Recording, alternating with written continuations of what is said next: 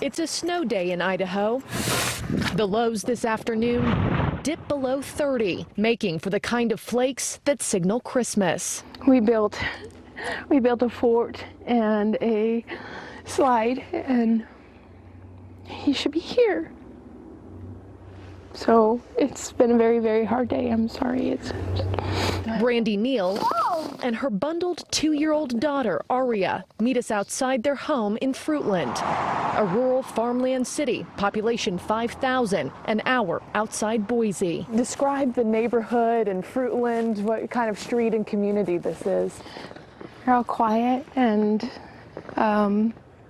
friendly. It's a safe place. But on the evening of July 27th, this quiet corner of the world turned frantic when Brandy's 5-year-old son, Michael Vaughan, walked out of the house and down the street. He would have come out of the garage.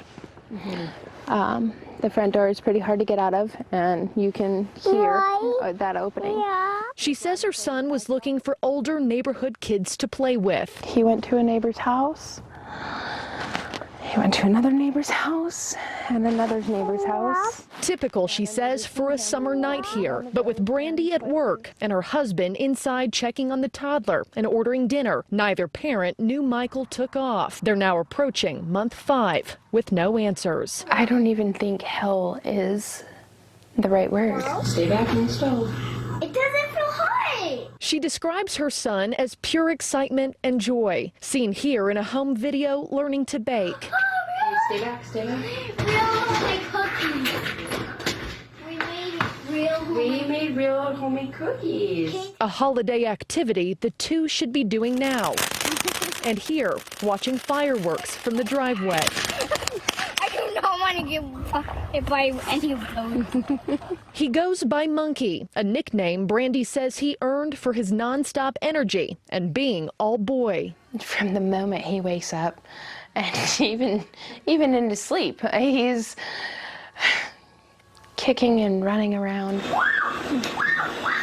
He loves cars. He loves race cars. Never did Brandy imagine Monkey would be the center of a worldwide missing persons search. And due to the fact that we've conducted multiple searches using every tool available to us with no success, it increases the possibility that Michael was abducted.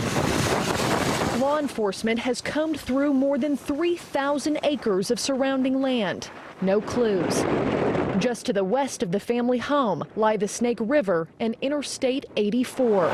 Could a predator passing through have picked the boy up and hit the road? Please, please, please help me. Please help me bring my baby home.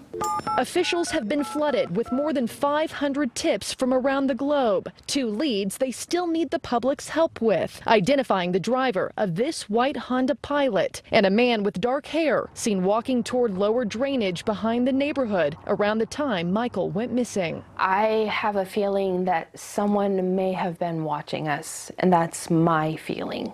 That's my mama's heart feeling. Brandy firmly denies Michael's disappearance was at the hands of someone the family knows. And with the changing of the seasons comes new concern for his warmth and well-being. And now that it is snowing and it's cold, I mean, that must mix in a new level of concern for you as his mom. Every day, when the leaves started to change, I lost my mind. I can't.